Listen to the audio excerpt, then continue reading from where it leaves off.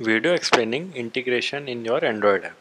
So if you go to the dashboard and you click on the embed button, then on the left side you can see the Android iOS app sections. So this is explaining that how to configure our API on the backend for OTP generation and then use our SDKs. Okay. So if you click on the learn more about OTP link, it will take you to the API page, which has the API page and OTP generation link. So you need to first understand that why we are generating OTP.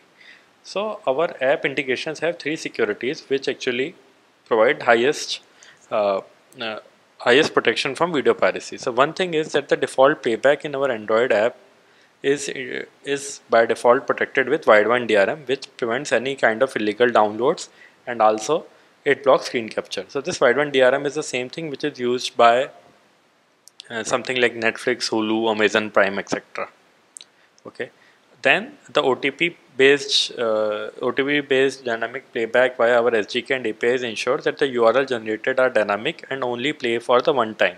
So even if somebody tries to hack your app and play the URL again somewhere outside, then it wouldn't play. So the URL protection via our APIs and SDKs, the Widevine DRM to prevent download and screen capture is what protects it. So it is also written here, but please note that the highest security of this wideband based DRM integration is only possible in a native app. So if you are using an Android native app, if you are building an Android native app, it is best thing. Okay. If you are using a WebView based app, so there is encryption based security available. It is not same as DRM encryption security, but it is still encrypted and considerable secure. So there is a different tutorial for that. So in this video, we are only talking about the native app integration via SDK. If you click on the Android SDK documentation, it will take you to the VdoCipher Android SDK. Okay, so all the steps are mentioned here in detail.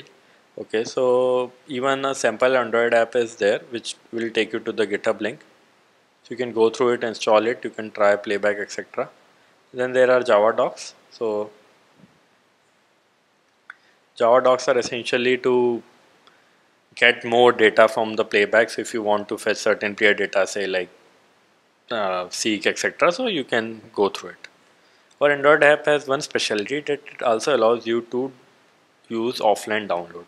It means that you, apart from online secure playback, you can tell your user that he can download the video and watch it multiple times even offline, and to your advantage you can set an expiry to this video, say 15 days, 1 day, 1 year, or whatever you want. Okay, so this is an added advantage of the Android SDK.